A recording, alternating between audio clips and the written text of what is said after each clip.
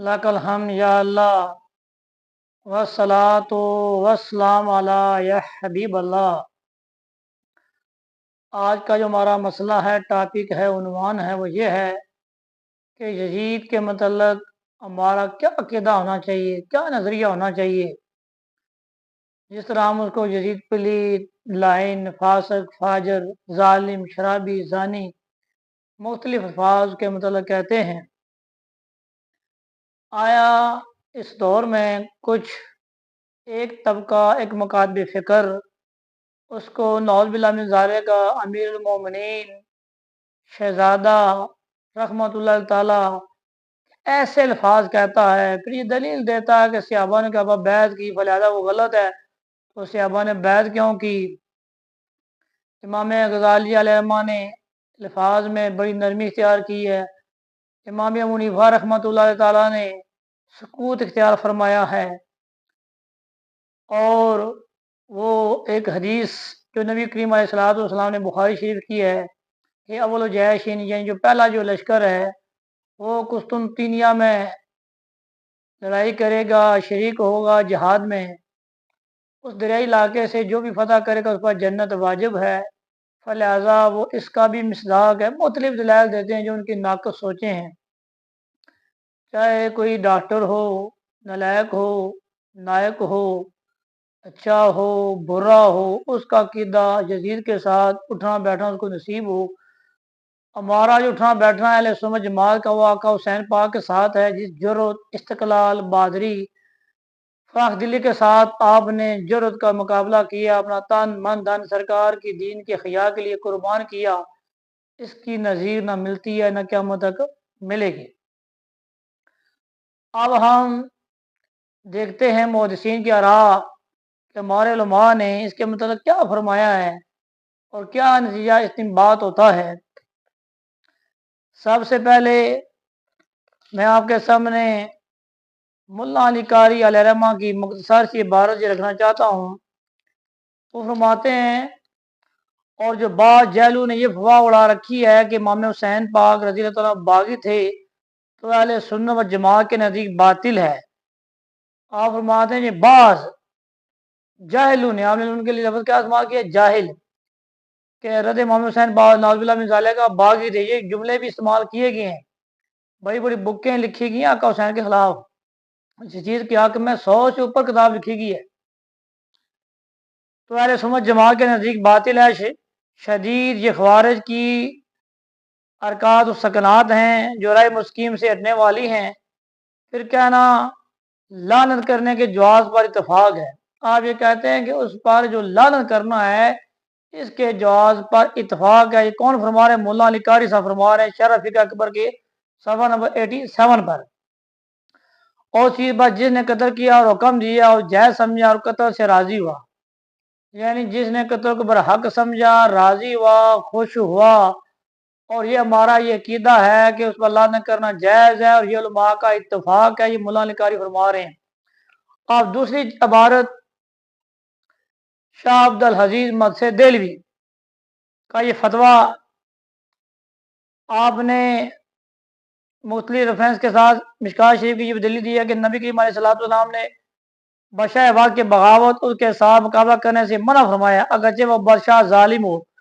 ये हुक्म उस वक्त में है कि बादशाह जालिम का तसल्लुत कामिल हो गया हो और उसके तसल्लुत में किसी की निज़ार ना हो, कोई इसका मुज़ाहिम ना हो। अब मदीना मुनव्वरा, मक्का मुअज़्ज़मा और कूफे के लोग यजीद पलीद के तसल्लुत पर राज़ी ना थे। अब जो कहते हैं कि हुसैन पाक को जाना नहीं था, जाना नहीं चाहिए था, अमीर था, अमीर की था ज़रूरी थी। तो शाह अब्दुल अजीज मसीह देलवी ने अपने फतावा के सफ़ा नंबर 226 पर बड़ी प्यारी वज़ाहत फरमा दी है। आपने फरमाया कि जो हुक्मरान जालिम हो, फासिक हो, फाजिर हो, उसकी इक्तदा ज़रूरी नहीं है, उसके खिलाफ कुछ करना ये रवा है। और हज़रत इमाम हुसैन, हज़रत अब्दुल्लाह बिन अब्बास और हज़रत अब्दुल्लाह बिन ज़ुबैर और हज़रत अब्दुल्लाह बिन उमर ये जरी सहाबी थे जो उसकी बैत उन्होंने नहीं की थी और उसके खिलाफ खड़े हुए थे। मजीद आगे इब्न खलदून तारीख हमारी ये किताब है, सफ़ा नंबर 217 पर आप बड़ी प्यारी बात लिखते हैं علامہ ابن خلدون نے اور یہ سمجھ لو کہ فاسق امیر کے وہی مال و کام ان دلہ نافذ ہوتے ہیں جو مشروع ہوں، اور باغیوں سے قتال کرنے میں اہل سنت کے نزدیک شرائط یہ ہے کہ امام عادل ہو۔ اہل سنت کی پہلی یہ شرط ہے کہ امام عادل ہو، اگر امام ہوئی فاسق فاجر زانی شرابی مدینہ پاک پر حملہ کرنے والا، سرکار نے مدینہ پاک کو خوف راز کرنے سے منع فرمایا ہے، مکہ پاک کو خوف راز کرنے سے منع فرمایا، نے حملہ کیا ہو، مسجد نبی پہ گھوڑے چلائے ہوں، دوڑائے ہوں، نماز روزے کی دجنیاں اڑائی ہوں، 3 دن تک نماز نہ پڑھنے دیا ہو، مختلف قسم کی خرافات کی ہوں، تو ایسا آدمی جو سنت کا تارک ہے، دین کا باغی ہے، وہ عادل نہیں ہے، کیونکہ یزید عادل ہی نہیں تھا، اس لیے حسین پاک رضی اللہ کے ساتھ قتال کرا یزید کے ساتھ ہوگا یہ یزید کے لیے جائز نہ تھا، بلکہ یہ حرکتیں یزید فسق کے زیادہ مؤید اور مؤکد ثابت ہوئی ہیں، اور حسین پاک اس قتال میں شہید اور اجر یافتہ ثابت ہوئے ہیں جو حق و اجتہاد پر تھے۔ اب یہ علامہ ابن خلدون صاحب فرما رہے ہیں، یہ بحث آج کی نہیں ہے، یہ بہترین مؤرخ ہیں، بے شمار لوگ آپ کی یہ تاریخ کی کتاب پڑھتے ہیں، اور یہ درس نظامی کے کوشش میں بھی آپ کا جو ہے نا فاضل میں مقدمہ بھی شمار ہے، تو یہ بڑی وضاحت کے ساتھ فرما رہے ہیں۔ آگے حضرت امام قسطلانی، شارح بخاری اور حضرت علامہ عینی یہ بھی یہ ارشاد فرما رہے ہیں، اور فتح الباری میں حافظ ابن حجر اسقلانی یہ تینوں روایات کو جمع کر کے جو تینوں مصنف پائے گئے ہیں، تینوں نے بخاری کی شروعات کی ہیں، علامہ عینی صاحب نے، علامہ ابن حجر اسقلانی صاحب نے بھی، اور علامہ قسطلانی صاحب نے بھی۔ آپ کا جو مکتمہ نظر نکتا فرماتے ہیں کہ طبرانی کی روایت سے جو زید بن ارقم رضی اللہ تعالیٰ عنہ کی حدیث میں یہ ہے کہ ابن زیاد نے اپنے ہاتھ کی چھری سے حضرت امام حسین پاک کی آنکھ میں اور ناک پر مارنے لگا، تو میں نے کہا اپنی چھری اٹھا، بے شک میں نے رسول اکرم نبی کریم علیہ الصلوۃ والتسلیم کو دہن مبارک کی جگہ پر رکھے ہوئے دیکھا ہے۔ یزید کے قتل حسین سے خوش ہونا حافظ میں کثیر نے بھی اس کو نقل کیا فرمایا ہے، اور علامہ حافظ میں کثیر صاحب نے البدایہ و نہایہ صفحہ نمبر 232 جلد نمبر 8 میں یہ فرمایا ہے۔ جب ابن زیاد حسین پاک اور ان کے ساتھیوں کو قتل کر دیا اور ان کے سر یزید کے پاس بھیجے، تو یزید اس قتل سے خوش ہوا۔ آقا حسین پاک کا قتل کیا گیا، شہید کیا گیا، اور اس پر اس کو رونا چاہیے تھا، اور جس نے اس کے خلاف ابن زیاد نے کام کیا تھا اس کو واصل جہنم کرنا چاہیے تھا، بلکہ یہ خوش ہوا، اور تھوڑی دیر بعد نہ گزری کہ پھر نادم ہوا کہ لوگ مجھے کیا کہیں۔ یہ بےمانی کا رونا تھا، یہ بےمانی کا، یہ مگرمچھ والے آنسو تھے، حقیقی نہیں تھے۔ حافظ ابن کثیر نقل کردہ بارے سے ثابت ہو گیا کہ یزید قتل حسین سے راضی تھا، اگر راضی نہ ہوتا تو ابن زیاد کا سزا ضرور دیتا۔ اس نے ابن زیاد کو سزا نہیں دی ہے، اس پر سختی نہیں کیا، اس کو در بدر نہیں کیا ہے، کوئی خارجی ایک روایت نہیں دکھا سکتا یزید نے ابن زیاد کی سزا دی ہو۔ اور کے ساتھ ساتھ ابن حجر مکی بڑی پیاری وہاں اسوائق المحرقہ میں فرماتے ہیں صفحہ نمبر 222 پر، اور یزید کے فسق پر متفق ہو جانے کے بعد اختلاف ہوا، اس پر نام لے کر اعلان کرنے میں بعد اسے جائز رکھا۔ ان میں ابن جوزی انہوں نے یہ جواز امام احمد سے نقل کیا ہے۔ امام احمد بن حنبل ان کے کفر کے بھی قائل ہیں، لعنت کے بھی قائل ہیں، بے شمار علماء اس چیز کے قائل ہیں۔ آپ فرماتے ہیں کہ یزید بن معاویہ رضی اللہ تعالیٰ صحابہ سے ہے اور یہ نہیں، اور اس پر لعن کرنا جائز ہے، تو انہوں نے جواب دیا کہ یزید صحابہ میں سے نہیں ہے، کیونکہ اس کی پیدائش زمانہ عثمان غنی رضی اللہ تعالیٰ کے دور میں ہوئی۔ اب رہا سلف صالحین کا قول اس کے لعن کے بارے میں، تو اس میں امام اعظم اور امام مالک اور امام احمد بن حنبل کے 2 قسم کے قول ہیں، ایک تصریح کے ساتھ ہے، ایک تلویح کے ساتھ ہے، یعنی صحتاً لعنت کے جواز پر، اور کیوں نہ ہو، جبکہ یزید کی حالت یہ تھی کہ وہ چیتے شیروں کا شکار کرنے میں رہتا تھا، اور نر مادہ سے کھیلتا تھا، اور شراب پیتا تھا، چنانچہ اس کے شعر میں سے بہت سے ایسے گزورے شعر ہیں جو اس پر مبنی ہیں۔ اب یہاں یہ ہے کہ کچھ ہمارے احمد نے اس پر لعنت کی اور کچھ نے نہیں کیا، کچھ نے سکول اختیار کیا ہے، جس پہ ہمارے سراج العلماء بھی ہیں۔ اب امام جلال السیوطی صاحب رحمۃ اللہ تعالی، عمر بن عبدالعزیز اور علامہ ابن حجر مکی نے ایک بہت پیاری چیز اپنی اپنی بک میں لکھی ہے، تاریخ الخلفاء میں بھی، اسوائق المحرقہ میں بھی یہ چیز ہے کیا نوفل بن ابی فراد نے کہ میں عمر بن عزیز کے پاس موجود تھا تو ایک شخص نے یزید کا ذکر کیا اور یزید کو امیر المومنین کہا تو عمر بن عبد العزیز رحمۃ اللہ تعالیٰ نے اس کو 20 کوڑے لگوائے۔ سید عمر بن عبد العزیز پہلے مجدد ہیں، اس بات تمام علماء کا اتفاق ہے۔ اب اگر حکومت اسلامی ہو تو یزید کو جنتی کہنے والے کو کوڑے ضرور مارنے چاہیے یا لگانے چاہیے۔ یہ کتنی بڑی بات ہے وقت کا امیر المومنین ہو۔ آپ نے کہا کہ جو بھی آدمی اس کے متعلق نرم گوشہ اختیار کرتا ہے تو اس کے کیا کرنا چاہیے، اس کو کوڑے لگانے چاہیے۔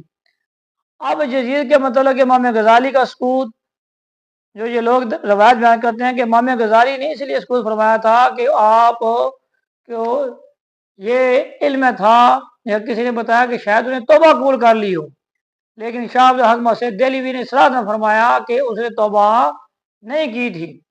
جب شاہ عبد الحق مسعود دہلوی رحمہ نے یہ تصدیق فرما دی اور مزید بھی کہا کہ وہ لعنتی ہے، اس نے بڑے جرائم کیے ہیں، اس کے کہنے کے باوجود بھی کوئی آدمی اس کو شہزادہ مانتا ہے، امیر المومنین مانتا ہے، یہ اس کی عقل کی کم ظرفی ہے، کم عقل ہے، نالائق ہے، دوسرے لفظوں میں علم ہی نہیں ہے، پڑھا ہی نہیں ہے، تاریخ سے واسطہ ہی نہیں ہے، یزید کا میتی بن گیا ہے۔ پھر یہ دلیل دیتا ہے کہ حضرت نبی کریم علیہ السلام بخاری کی جو 5 راویوں سے جو حدیث بیان کی جاتی ہے، جو مختلف الفاظ سے بیان ہے، اس میں جو پہلا جو لشکر ہے وہ حضرت میرے معاویہ رضی اللہ تعالیٰ کو جو 42 ہجری میں گیا تھا وہ تھی سپہ سلار۔ دوسرے میں ابن خلدون نے کہا یہ شریک ہوا تھا، لیکن جو بشارتیں ملتی ہیں وہ پہلے میں، اور دوسرے میں بھی معلومات نے بڑے تحفظات لکھے ہیں اس میں، وہ بھی اس کا سپہ سلار نہیں تھا۔ آپ جو علماء نے مہاراج یہ فتویٰ دیا ہے وہ یہ ہے کہ اس نے جو کعبۃ اللہ کے غلاف پر برمتی کی ہے، مسجد نبی میں گھوڑے باندھے ہیں، اس طرح کے جو آدمی الفاظ بیان ہی نہیں کر سکتا ہے، پاک بیبیوں کے ساتھ اس نے تخریب کاری کو، غلط کاری کو حلال جانا ہے، اتنے جرائم کبیر اس نے کیے ہیں، اور صحابہ کم و بیش 700 حفاظ کرام ان دنوں جنہوں نے اس کی فوج نے غلط کیا تو شہید ہوئے ہیں، جری صحابہ شہید ہوئے ہیں۔ اتنی خرافات، 3 دن تک انہوں نے اذان نہیں ہونے دی ہے، نماز نہیں ہونے دی ہے۔ حضرت سعید بن مسیب چیز کے گواہ ہیں کہ میں روزہ رسول کے ساتھ کان لگاتا تھا، آواز سنتا تھا، تب جا کر میں نماز پڑھتا تھا۔ اتنے چیزیں جو ہمارے علماء نے، حافظ ابن کثیر صاحب نے، شاہ عبد الحق مسعود دہلوی صاحب نے، پیر میری صاحب سے سوال ہوا، آپ نے بھی فتویٰ دیا ہے، بلکہ حضرت سکینہ جو آقا حسین پاک کی شہزادی ہیں، آج اب یہ سوال ہوا یزید کے متعلق، اور یہ نور ابصار میں یہ واضح ان کا فتویٰ موجود ہے۔ آپ یہ فرما دیے کافر ہوئے، اگر بہتر کافر ہے وہ یزید ہے، جنہوں نے کربلا سامنے دیکھی ہے، اپنے قاسم کا، حضرت علی اکبر کا، علی اصغر کے لاشیں انہوں نے دیکھے ہیں، اور ان کو جو فتویٰ دیا مائی صاحبہ نے بڑا کلیئر دیا ہے۔ حضرت محمد احمد بن حنبل بھی چیز کے یہ دعویٰ کرتے ہیں کہ اس کا جو خرافات تھی وہ کفر تک تھی، آپ کفر کے قائل تھے۔ ہمارے جو امام ابو حنیفہ رحمۃ اللہ نے سکوت اختیار فرمایا ہے، اس کی تشریح جو معلومات یہ کی ہے کہ آپ اہل بیت کے ساتھ بہت پیار کرتے تھے۔ آپ نے یہ فرمایا کہ حضرت امام باقر کے ساتھ ہمارے جو 2 سال گزرے ہیں وہ ہماری زندگی کل سرمایہ ہے۔ صدات سب نے آ جاتے تو مسند تدریس پر آپ ہوتے تھے تو کھڑے ہو جا کرتے تھے، آپ نے اس کا ذکر کرنا گوارا ہی نہیں سمجھا ہے۔ اور بڑی پیاری تشریح حضرت پیر سید میری شاہ صاحب نے فرمائی ہے، فرماتے ہیں کہ جن لوگوں نے اس پر سکوت اختیار فرمایا نرمی تھے، وہ اس وجہ سے کہ اس پلیز کا آپ ذکر کریں گے، اس سے بہتر ہے کہ نبی کریم علیہ وسلم درود پاک پڑھ لیں۔ اس وجہ سے جو تقوی والے لوگ تھے انہوں نے اسے جتنا فرمایا ہے۔ اب اس جناب کا یہ مقصد نہیں تھا کہ آپ اس کو رحمۃ اللہ تعالیٰ کہنا شروع کر دو، اس کو شہزادہ کہنا شروع کر دو، اس کو امیر المومنین عبد اللہ کہنا شروع کر دو، اس کو 2 شہزادوں کے درمیان جنگ کہہ دو۔ اور یہ بھی نہیں ہے کہ ایک صحابی کا بیٹا جناب غلط نہیں ہو سکتا ہے۔ امام 2 آقا حسین پاک کی یزید کے ساتھ جنگ تھی، قیامت صبح تک ہمارے اس کے ساتھ جنگ ہے۔ حضرت امام حسن پاک نے حضرت میرے معاویہ رضی اللہ عنہ کے ساتھ صلح فرمائی ہے، قیامت کی صبح تک اہل سنت کی ان کے ساتھ صلح ہے، ان کے مطلب ہمارا قلعہ بھی واضح ہے۔ لیکن یہ قیاس بالکل ٹھیک نہیں ہے۔ اور یزید کا جو بیٹا تھا حضرت معاویہ، انہوں نے بھی کہا کہ میرا باپ ظالم تھا، ظلم کیے ہیں، اہل بیت اطہار کا قاتل ہے وہ۔